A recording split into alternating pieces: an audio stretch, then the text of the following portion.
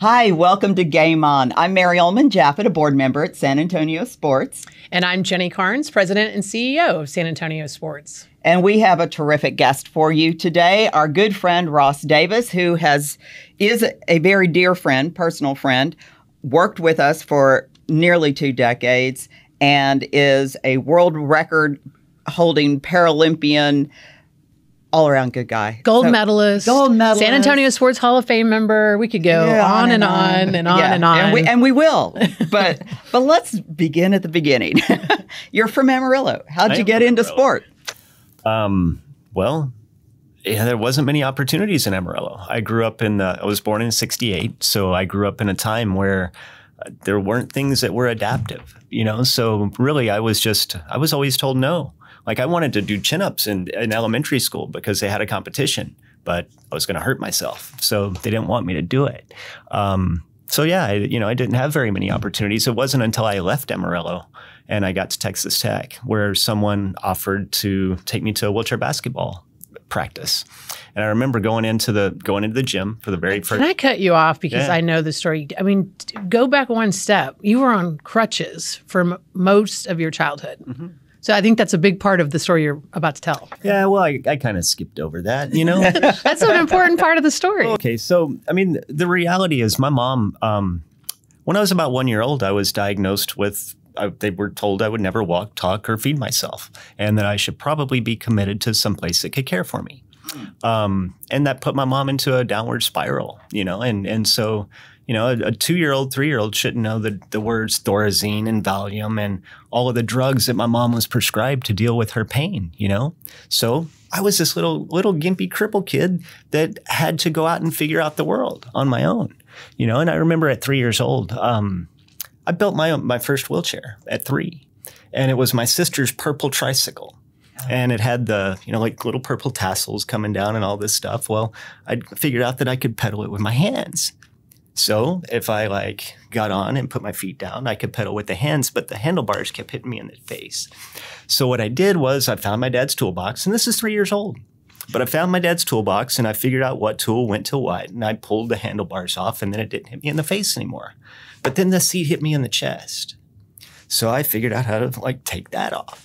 And then I was mobile and I could leave and I could go anywhere I wanted to go in the neighborhood, And so, I've had this desire to do whatever I've wanted to do my whole life. And I've just had to figure out other ways to do it.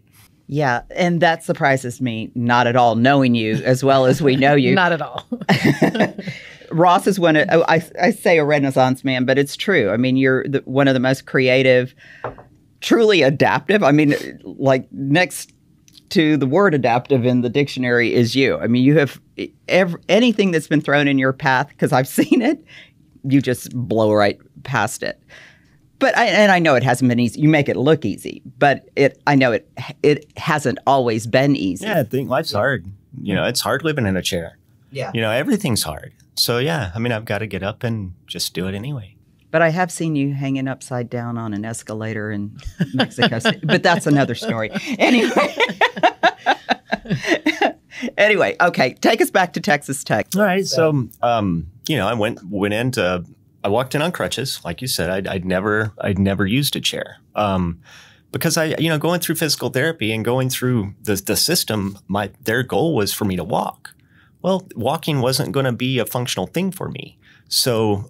But that was what I was supposed to do. I was supposed to walk. So walking on crutches was, as far as I could go. And sitting down in a wheelchair was kind of given up because it was, it was going backwards to what every therapist and every doctor, every goal that I ever had was to walk. So sitting down opened up a whole new world for me. Even going into that practice the very first day and sitting down in a wheelchair, all of a sudden I was as fast as everybody else because I'd been walking on crutches, and it's a wheelchair motion. And so if you look at it, I mean, my deltoids, my triceps, I was trained to sit down and go fast because I'd been pushing or walking on crutches. So the whole world opened up. All of a sudden, I was on an equal playing field. I could be faster than everyone that was around me. In high school, I'd play basketball, but I'd do it on crutches and try to block shots and do stuff like that. But I wasn't that functional. Had a one-arm hook shot. That's all I had. but sitting down in a wheelchair and actually playing on an equal playing field was an amazing thing for me. And it changed my life. I mean, I went from that to, every possible adaptive sport opportunity. I started water skiing. I started doing wheelchair track, started pushing. So yeah. I know you started snow skiing too. Started snow skiing, all of those things. Yeah. Actually, I started snow skiing on crutches before. That was a crazy story. I told my dad one time I was tired of watching the family go ski.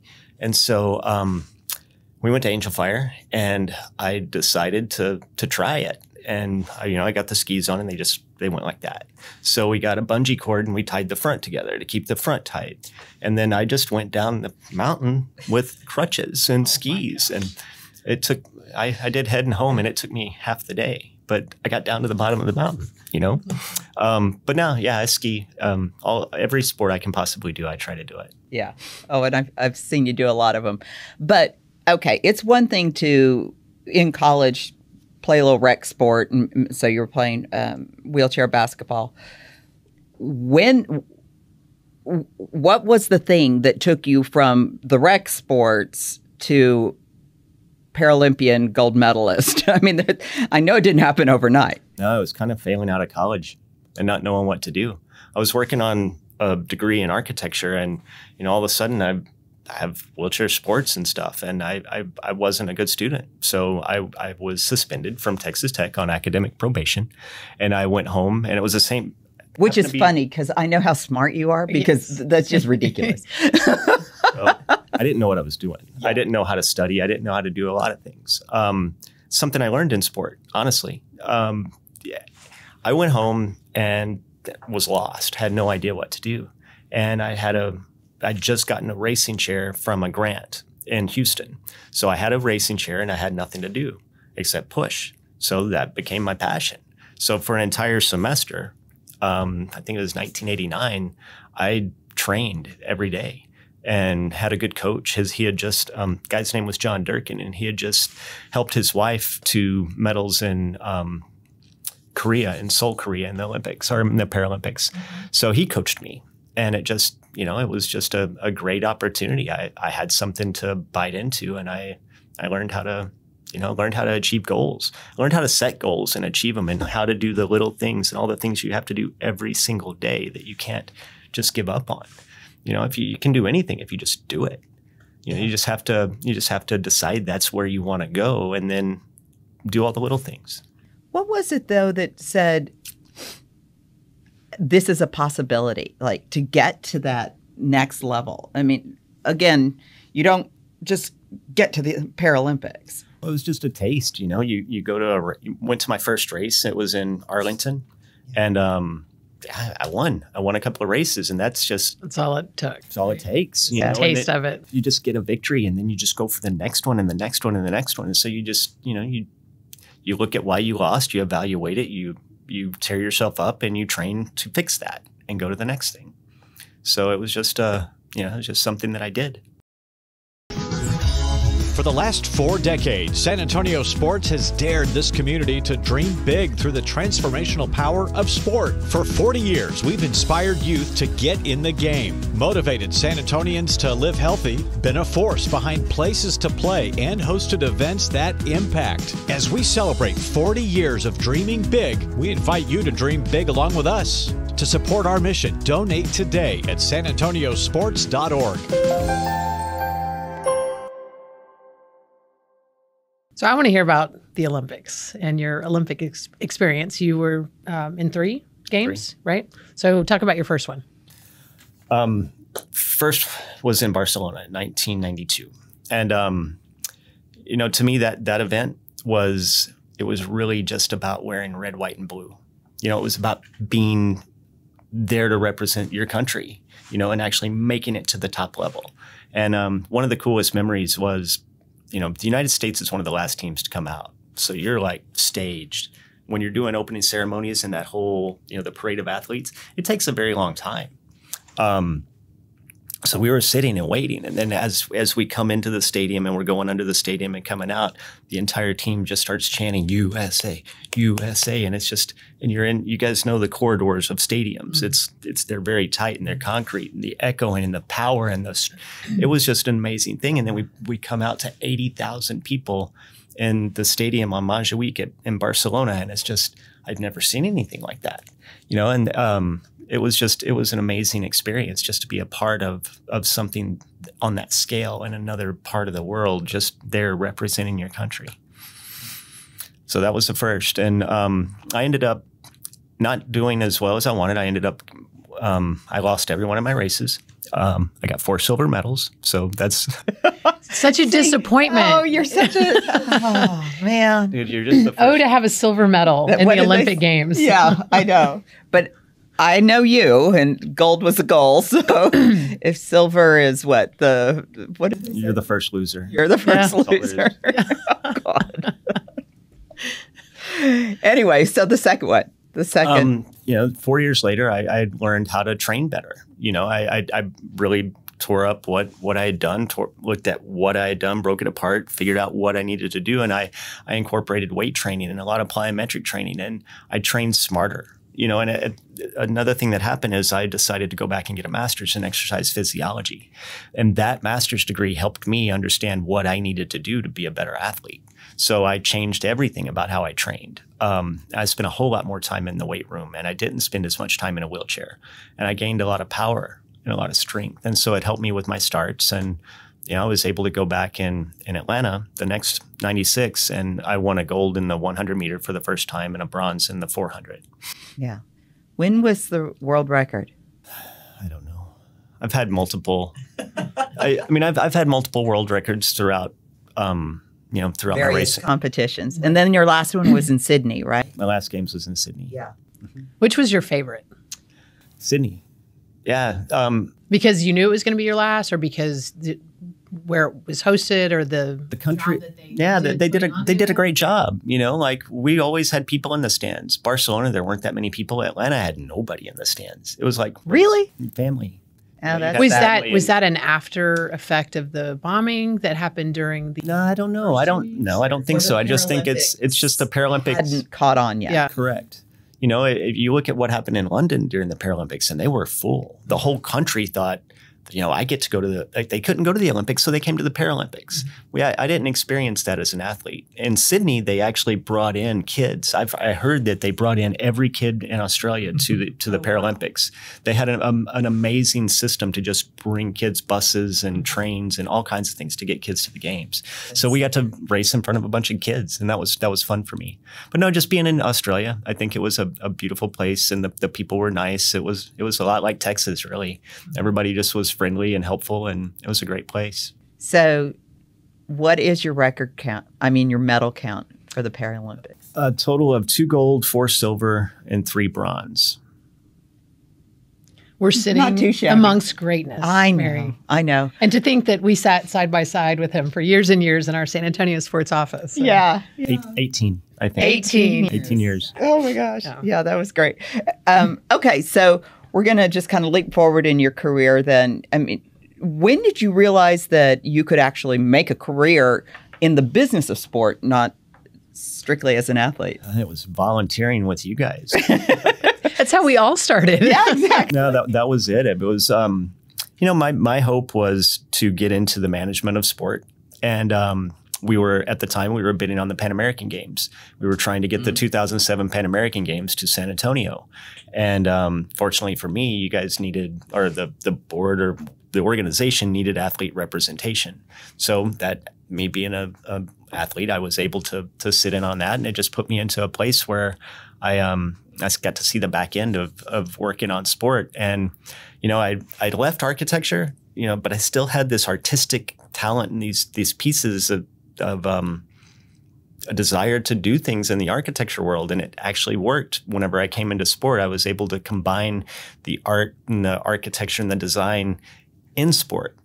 And I fit into a niche of things that were needed, working on graphic design, making things look good.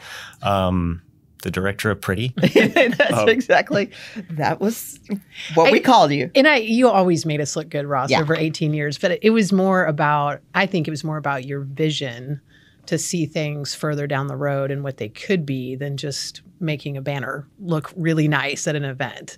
And I think that's one of the greatest things that you brought to our. Well, that is what that is what architecture is. It's looking at space and it's how people interact with space. And so I would take an event and I would look at an event and I would say, I would think through every aspect of it, where people are going to walk, what they're going to see, how it's going to work. And so visualization is something I've always done. Oh, I think that's certainly one of the many lasting imprints you made at San Antonio Sports. I mean, you took the look and feel of the events that we did. We had the sport management expertise, but the look and feel from a user perspective and elevated it tremendously. So anybody who goes to a San Antonio Sports event today, your fingerprints are all over them. Sometimes quite literally, because we still held on to those banners. Yeah, exactly. Well, so you, though, have always kept adaptive sport at the front of the work that you're doing. And even though you've left San Antonio, you are still very much a part of the adaptive sport world in the state of Texas. You want to tell us a little bit about that? Sure. I mean, it's close to my heart. It changed my life. Sports literally transformed my life from failing out of school to learning how to do everything that it takes to succeed. And that translates. It's not just in sport. You learn the lessons that you need to learn to be successful in other areas. So, I've just always lost my train of thought on where we were going, but it's what I've, it was just a passion for me, is the lessons that I've learned. I want other people to have that same opportunity. Whenever we all worked together, there was a program called All-Can Ski, and it was a water ski event at SeaWorld, and it was going to go away. So I remember going into Susan and just saying, look, this isn't going to cost anything. I can do this. I can raise money. You don't have to worry about it. Just can we bring it in and take it over? And she allowed it, and so we were able to save All-Can Ski. And for about 10 years, we ran that in conjunction with SeaWorld, where we would bring in, and I mean, at one point we were skiing 300 people with disabilities over a 3-day span. And it was the largest adaptive water ski event in the country. And it's something that we worked on. It was remarkable.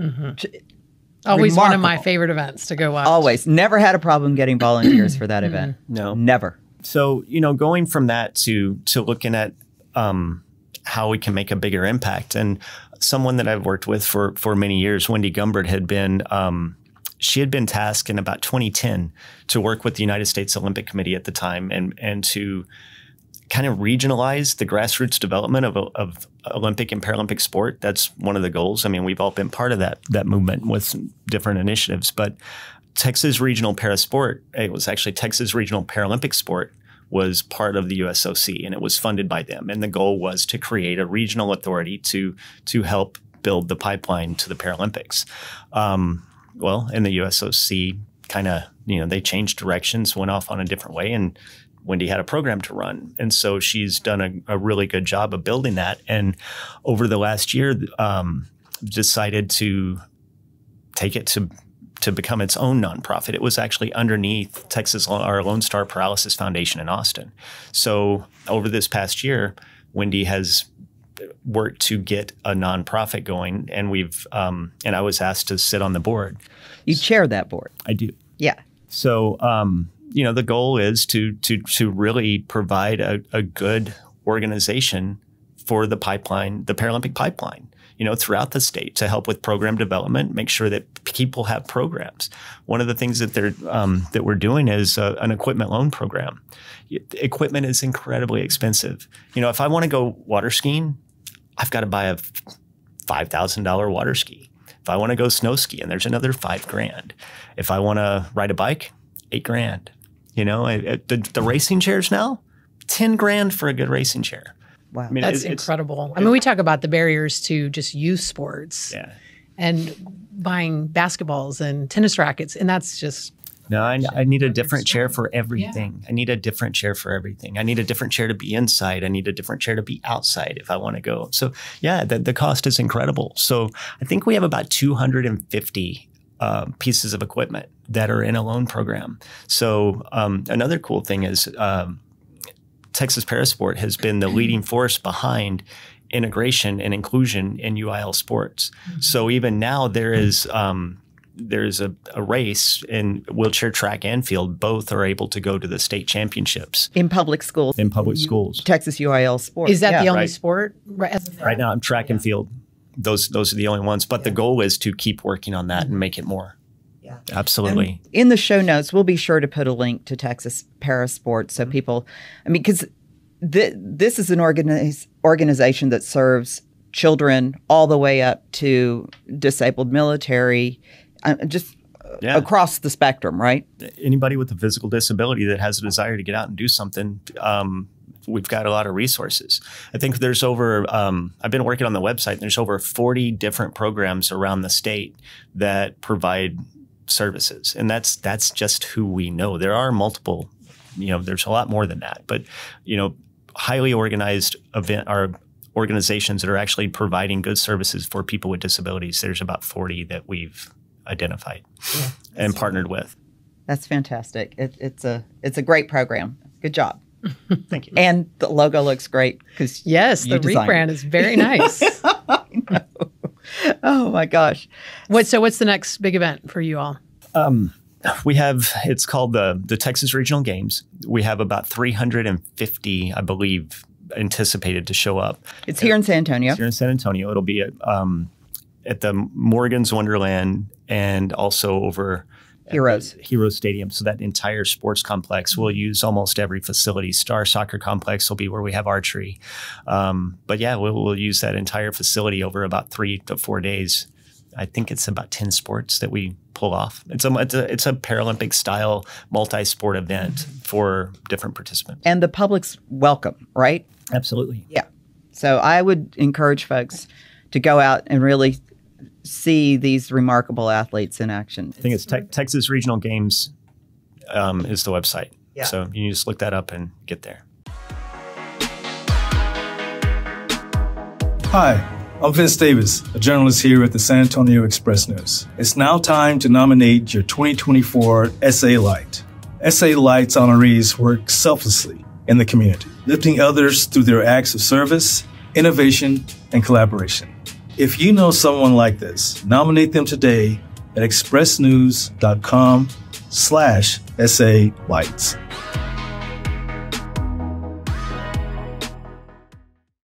Okay, so now we can tell some of the behind-the-scenes stories. Not all of them, mind you. Well, I want to ask Ross about, and you had a really good segue a minute ago, just talking about your skill set coming out of being an architect major at Texas Tech, and then seeing how people move at events and the best way to plan their best experience at a sporting event. Exactly. Which is why you were invited to be a part of the very first NCAA Men's Final Four Facility Coordination Group. That's a mouthful, but shortened to FCG. So, and that was a remarkable invitation because you weren't the traditional person they were looking to fill. Yeah, no, the Facility Coordination Group, it was established. I wasn't on the first one. I was, I think, on the second one. But it was twofold. It was to help cities have people come and work an event so they could see what they needed to do whenever the event comes to them. But it was also bringing in experts to help run an event, because it's difficult to run that with every year the event goes to a new place. And so the staff gets one shot at it. And it's very difficult to know all of the things and all of the moving parts. So their goal was to bring in a group of people that would be the experts to continue every year. And it would train the people for the next year to be able to, whenever you're going to host it in your building, to look for things that are coming. And yeah, I was invited by Greg Shaheen to bring a different perspective. He wanted to have somebody, he wanted me because of my perspective and what what I saw from a chair. He wanted to be able to see how, what things I could find for disability accessibility and to help people with disabilities experience the event more. So I think it was about 10 years, 12 years, I got to travel with the NCAA and go to every men's Final Four and be part of the team that implemented the games for about a week. It was a lot of fun. Do you have a good story that stands out of those 10 plus years? Yeah, one of my role was every year I got the same role, and it was VIP movements. So I got to meet everybody that was going to be inducted into the Naismith Basketball Hall of Fame. I got to help take them to everything they got to do. So, going up and not a bad gig. No. Yeah, I take it. I guess one Shaq. Whenever Shaq, it was Houston. I don't remember what year, but one of the years that Houston hosted, and Shaq had his own suite. Nobody else was in the suite, just Shaq, And so I go up and I just have to sit outside of Shaq's suite while he's watching all by himself in a suite. Then we go down and, it's time to take him, and I give him his credential, and he just looks and laughs at me. He says, "I ain't wearing that." So I go down, make the call, the elevator's waiting for us, and we go down and get on a golf cart, and he kills the golf cart. So we get like about, 3/4 of the way around the building where we're supposed to go, and the golf cart stops. And so the guy, Joe, who's driving the golf cart for me, and I'm holding on to the outside, going around with Shaq, and because I can't get in the golf cart, so I'm just holding on. And he's like, "It doesn't work anymore." It's like, "We got to stop here." It's like, "It won't go." So I have to tell Shaq, "This is as far as the security will let us go. We're going to have to walk from here." And, we had to get him up and go take him to the floor. But, that's lots of fun stories, tons of fun stories throughout all those years. Yeah. And because we've seen it running around on golf carts at events all over the place. You get into some of the most precarious positions and we're all like, never mind, it's Ross. He's got it. He's fine. It's much easier to just grab onto a golf cart. Yeah. Than to try to get in it and find a place for your chair. And so, yeah. Yeah. No, it's always remarkable to see. So what we all have so many memories, but just in working at San Antonio Sports, do you have a favorite? No. Favorite event, favorite story? I think it's just the people. It was, well, I do. Actually, it's a memory that I have with you. And we lived together and we worked together. And I just remember being able to look across the room and I get choked up because it was such a good time working with people. But we knew each other's thoughts and we could figure out what each other needed. So I just remember, sitting in an event, seeing that there was a missing spot back at the back of the room. There was nobody controlling something. So I go back there just to be there. And then Jenny catches my eye from across the room and she's like, "Oh God, thank you for being there." Like we're 200 feet apart, but with a glance, we're communicating. She's like, "Okay, you got that." And she knew exactly everything is fine because Ross is there. And so we just communicated with nods and looks and glances. And I know exactly where you're talking about and when it was. And y'all had the same kind of. We ran an event without speaking, and we had each other's back all the time. So just being on a team, a highly functional team that can pull off the things that we pulled off, staying up all night, working on things, just making sure that every detail. To be on a team with people as committed as we had, it was just a cool experience. I know. And that legacy continues on because of people like you and Dr. Susan Blackwood and Russ and Bill Hansen and Stacey. I mean, all the people we want to talk to during this podcast. You can see that high performance in our current team and the younger staff members that we have because they learn from the best. Yeah. Yeah, I feel like I did. Most definitely. I know. And we still finish each other's sentences. It's just great. It's a real gift to have friendships like this. So I hope that our listeners, it's not too much inside talk here, but I mean, it really is a remarkable thing to be a part of a team like this.